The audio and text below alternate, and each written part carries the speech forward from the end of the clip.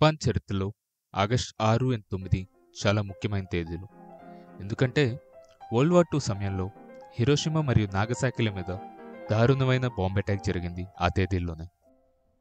ఆ బాంబ్ దాడుల్లో దాదాపు 3,96,000 మంది చనిపోయారు. ఆ దాడిలో ఉపయోగించింది అటామిక్ బాంబ్. కానీ యాటమ్ బాంబ్ కంటే చాలా శక్తివంతమైన బాంబు ఉందని మీకు తెలుసా?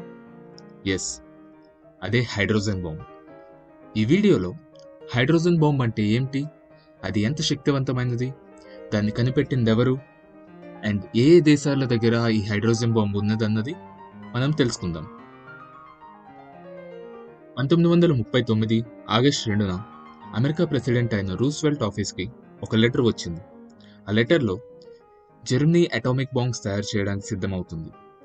అమెరికా కూడా తన అటామిక్ బాంబ్స్ తయారు చేయకపోతే జర్మనీ గెలవడం ఖాయం అని రాసింది. ఈ లెటర్ రాసింది లియో సిలార్డ్ అనే సైంటిస్ట్, మరియు ప్రపంచ ప్రఖ్యాతగాంచిన సైంటిస్ట్ ఆల్బర్ట్ ఐన్స్టైన్ అందులో సైన్ చేశాడు. ఈ లెటరే మన్హాటన్ ప్రాజెక్ట్కి దారితీసింది. మన్హాటన్ ప్రాజెక్ట్ అనేది అటామిక్ వెపన్స్ తయారు చేయడానికి స్టార్ట్ చేశారు. దీనికి ఫాదర్ ఆఫ్ ఆటమ్ బాంబ్గా చెప్పుకునే రాబర్ట్ ఓపెన్హైమర్ డైరెక్టర్.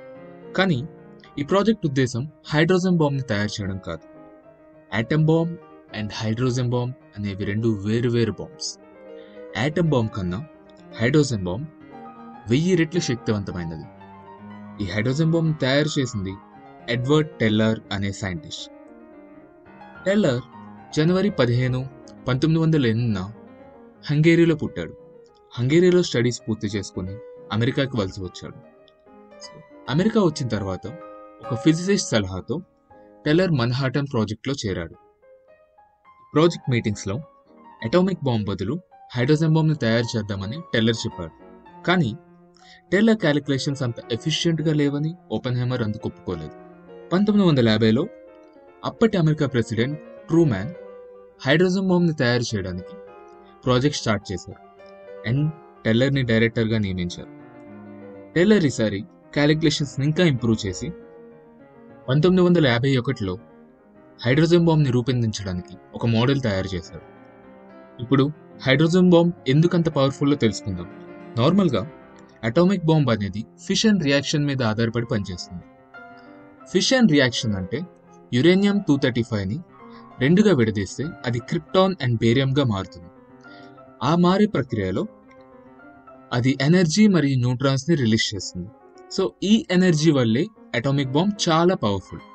కానీ హైడ్రోజన్ బాంబ్ ఫ్యూషన్ రియాక్షన్ మీద ఆధారపడి పనిచేస్తుంది.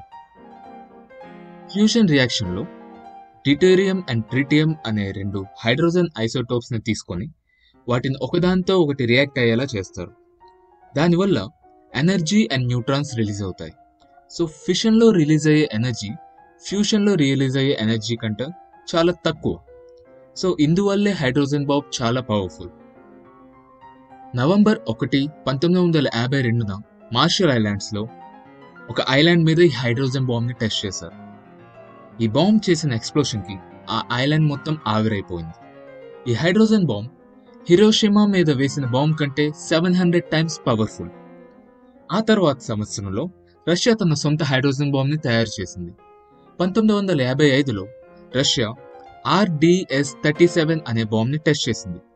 ఇది హైడ్రోజన్ బాంబ్ కన్నా కొన్ని 100 రెట్లు పవర్ఫుల్. ఆ తర్వాత 1961లో రష్యా సార్ అనే బాంబ్ని టెస్ట్ చేసింది. ఇప్పటి వరకు ప్రపంచంలో అత్యంత శక్తివంతమైన బాంబ్ ఇదే. దానిపైన వీడియో కావాలంటే కింద సార్ అని కామెంట్ చేయండి. న్యూక్లియర్ వెపన్స్ని స్టార్ట్ చేయడానికి నాంది పలికింది ఓపెన్హైమరే అయినా దాన్ని ఇంకో స్థాయికి తీసుకువెళ్ళింది టెల్లర్ మాత్రమే. జూలై 2003లో ప్రెసిడెంట్ బుష్ టెల్లర్కి హైయెస్ట్ సివిలియన్ అవార్డ్ అనౌన్స్ చేసినప్పుడు నా జీవితంలో చాలా కష్టమైన నిర్ణయాలు తీసుకోవాల్సి వచ్చింది, కానీ నేను కరెక్ట్గా తీసుకున్నానా లేదా అనేది సందేహంగా ఉంది అని టెల్లర్ చెప్పారు. ఆఖరిగా ఒక మాట, సైన్స్ అనేది మంచికి వాడొచ్చు, చెడుకి వాడొచ్చు, కానీ ఎలా వాడుతున్నాం అనేది మన చేతుల్లో ఉంటుంది. మీకు ఈ వీడియో నచ్చినట్టయితే లైక్ చేయండి, షేర్ చేయండి, సబ్స్క్రైబ్ చేయండి. జై హింద్.